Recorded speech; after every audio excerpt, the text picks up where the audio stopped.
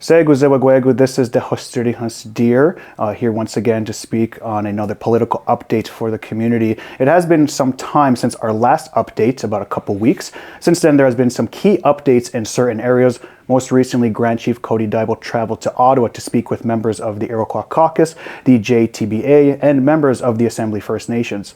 So here to speak with me is Grand Chief Cody Diabo. And now, just to get an understanding, what has been some key takeaways from these vital meetings that has happened these past couple days? So Tehosterihens for doing the introduction. So yeah, it was a very busy week. I did cut it short. I mean, we'll get into it a little bit later. You know, there's some traffic issues that are going on within the community. So I had traveled up on Sunday. We were meeting with the members of the Iroquois Caucus. So we are currently without a coordinator. We had put out a posting. People probably seen that. So we did get almost 20 applicants. We vetted out a few, so letters will be going out for additional sort of interviews and, you know, the people who were not successful. And in general, we thank everybody who applies. Yeah, so I'm actually the chair now of the Iroquois Caucus. Grand Chief from Akwesasne is my co-chair. So that's something new that the Iroquois Caucus has just formulated. So be the first chair of the Iroquois Caucus. We'll do sort of yearly mandates, we'll say, and then we'll reassess every December to start in the new year. So that's something. But really, you know, we're trying to build up the economic trade. If everybody recalls, in April, around April 23rd, 24th, we had signed or recommitted to the trade protocol between the Iroquois Caucus.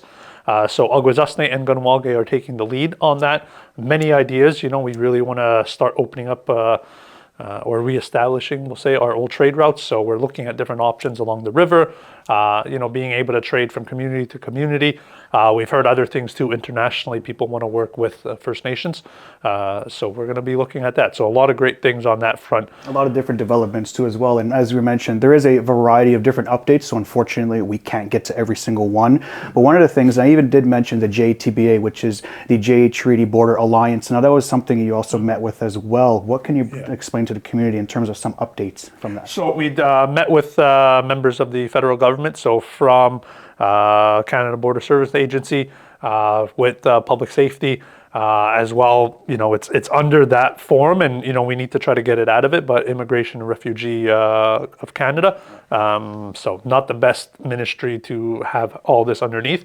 But in February we are setting up what we call the High Table. That's where we're going to have meetings with the ministers, and we did get a letter signed by all three of those ministers. So Minister of Cernak, Minister of Public Safety, and the Minister of Immigration and Refugee Canada. So we're going to have that meeting set up. And then we're also maybe bringing in global affairs because of the stuff that's happening down south. So, you know, we're really as well working on the American side. One thing I had proposed is that we need to have a larger meeting and bringing both in Canada and US to settle a lot of these issues. And now to segue into the AFN, now what were some key updates? I think that happened as of yesterday and even today before. Yeah, well, Mark Carney had showed up to the event. I was very displeased with the whole event. He spoke for about 30 minutes, his whole rhetoric. He was only there for 45 minutes. We were told that only one person from each region would be able to speak. One of the other chiefs that I know over there had agreed to share their time with me, except they went over their time, and then I was cut off. So I was very displeased with the whole event. I had told Cindy Woodhouse, the national chief for the AFN, this morning actually, just the whole organization, that Mark Carney showing up, he's not there to preach to us. His job was to sit there, listen, and pretty much keep his mouth shut. Instead, they let him go on. They went over his bio, like all the things I can look up at the end of the day. Was just a waste of everybody's time. And even that, not every region was even able to speak, because then he had to leave. But then, of course, he takes, you know, 30 minutes to have his photo ops and all that, you know, as he's leaving the venue. And then the media is portraying it as a success when it really wasn't. There's so many issues, 636 communities, and, you know, we have 2 minutes. Especially with every single, just in this announcement, this update alone, there's a plethora of updates. So I can only imagine what every single community is. 633, give or take, said. So, now, with that in mind, there is a lot of complexities, and there will be potential discussions too in the future with that. Yeah, so we're going to have some letters, some public letters that we're going to be going out, voicing our displeasure with the whole thing and kind of calling him out and putting him to task on some of these things. I mean, the main points we wanted to say is with this whole Building Canada Act, I mean, 2 projects he referred to the Major Projects Office that are in our territory. that are in our traditional territory too. And he never even gave us a phone call to give us a heads up or anything. I mean, he's traveling the world. I'm sure he can take 10 minutes to give me a call while he's flying back from, the Middle East.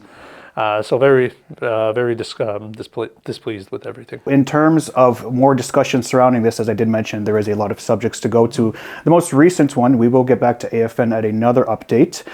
In regards to traffic, there has been some discussion of traffic as recent as this morning, where some social media posts are depicting some information that maybe you can bring some light on in terms of your perspective. I mean, so I understand, and we're frustrated as well with the traffic and how everything transpired. We've had meetings with the mayor of Chateauguay, with the Ministry of it's the old MTQ. It's MTMD. I don't remember their new acronym, but it's the Transport Ministry of Quebec. So about the whole situation, not being made aware ahead of time. I mean, yes, they were communicating that they wanted these works. Kahnawake had put forth that we oppose these works. They're on the seigneury, but they went ahead anyway. So a lot of inconvenience, even more so on our community and impacting our services. So we're in discussions as well to say, well, this is your work. You need to now compensate for us having to respond to your work at the end of the day and your poor planning at that. I mean, why it wasn't done in the summer when school's out, traffic is usually less. You wait till September when school is back and everybody's pretty much off a summer break. Very poor timing at the end of the day.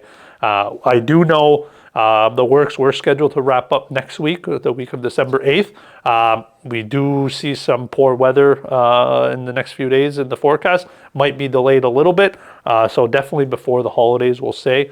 But we're looking at other options as well in terms of how do we mitigate the traffic as much as possible. And it's like you were mentioning, sorry to cut you off, but just as you were mentioning, is that it is very stressful. We understand that a lot of people, we see tensions do sometimes get high, and just as recent as this morning, there were social media posts circulating emphasizing that every entrance in Kahnawake will be blocked off to non-residents.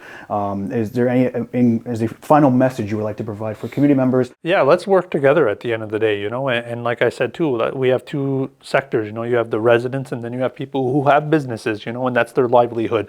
We have to figure out a way how we can work together on it, and we shouldn't resort to attacking each other either on social media. Like, let's figure out a way to address this, and it was sprung on us pretty quick. I mean, the surrounding areas are building up and building up very fast. This whole area is the second fastest growing region, we'll say, in Quebec. So we really need to start planning long term because, a lot of our services are going to be impacted, and we got to figure out what is the best solution as well. Like I said, people have a right to open up businesses. They have a right to feeling safe. A lot of things are, clashing right now, and we should figure out a way for sure going forward. So I just want to communicate that, as well as thank the peacekeepers too. I know it's a long time. I've done it before. It's doing 12 hours and having to stay later. It's really exhausting, and we got to figure out another way to alleviate them. But then doing it, in a way that ensures public safety. And that thanks is also towards those who are taking initiative too as well to also help with traffic mitigation. They're aiding, and they're also putting their time out in the cold weather too, as recent as with -6. So with that in mind, I want to say Niao Goa, and we will be providing more updates in the next coming days for a variety of different files. So please stay tuned for that one, and we'll look forward to speaking with you for the next political update.